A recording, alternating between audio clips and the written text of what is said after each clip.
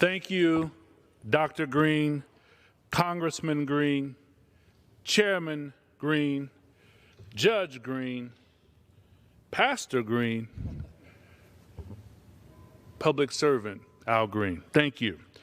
I rise today in support of my colleague's resolution recognizing Islam as one of the great religions of the world. I commend my friend, Representative Green, for honoring Islam.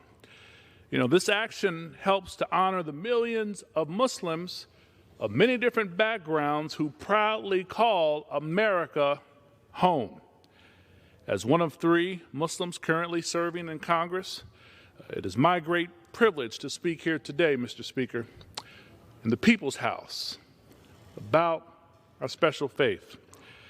Though we are a minority in this country, we have participated fully in the story of our nation since its earliest days. Even before America's founding and our Declaration of Independence, this brilliant declaration enshrined freedom of faith and religion for all of us.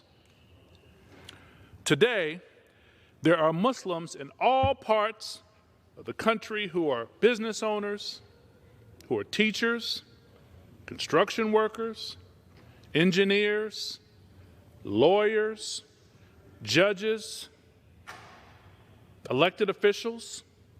The first Muslim in Congress, my friend, comes to mind, Keith Ellison. We now have sisters Ilhan Omar and Rashida Tlaib. And the list goes on, statewide and locally. You know, throughout this COVID-19 pandemic, Mr. Speaker, you'd be hard-pressed to find a hospital in this great nation without a Muslim healthcare worker on the front lines serving fellow Americans, not just in urban centers, but in suburbia, in rural parts of our country. You know, as more and more Muslims call America home, Mr. Speaker, we will continue working tirelessly, guided by our faith, to ensure our great country lives up to the principles of equality, compassion, and opportunity for all. Our faith keeps us motivated every day to advance these great goals. You know, around the world, billions of Muslims are also engaged in this struggle, also using their faith as a guide. We've seen what's happened with Uyghur Muslims. We're seeing the dispute in Kashmir. We're seeing conflict dealing with the Israeli-Palestinian question. And sadly, we still see Muslims who endure hurtful stereotypes and discrimination on this journey. But our faith teaches us to be bold, to be brave, and to always choose love over hate. So we will not be deterred, Mr. Speaker. I'm a proud Muslim, I'm a proud American, and I'm honored to be a member of a very diverse and growing global community. And I'm thankful to live in a country that enshrines the right to practice this faith. We wouldn't have the foundation for American Muslims in this country, Mr. Speaker, were it not for the contributions of African American Muslims. The scholars say 30, 40, maybe even 50% of the slaves who were brought here from West Africa were Muslim. We see Muslims as first responders. I was one of them. We see Muslims who were a part of responding to the call to fight against terrorism in a post-9/11 reality, and oftentimes thwarting potential attacks that you'll never hear about in the news because Muslims are on the front lines in our law enforcement community and in our intelligence services. Muslims have been critical in this country with establishing Islam and promoting self-respect, self-determination, creating your own enterprises and businesses. We hear terms now like stay woke. I submit to you, Mr. Speaker, that terminology came from the contributions and the foundation laid by African American Muslims. Began as a kernel in the inception of this country, and it started to blossom in the early 1920s and 30s during the Great Depression.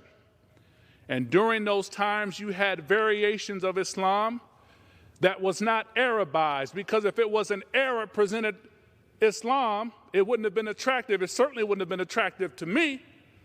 But the Islam that was presented was created in a way to fight against the poison and the toxicity of white supremacy. And now you have a beautiful religion with an interfaith coalition with Christian brothers and sisters, Jewish brothers and sisters, Sikhs, Hindus, atheists, Buddhists, all coming together to make America a better place.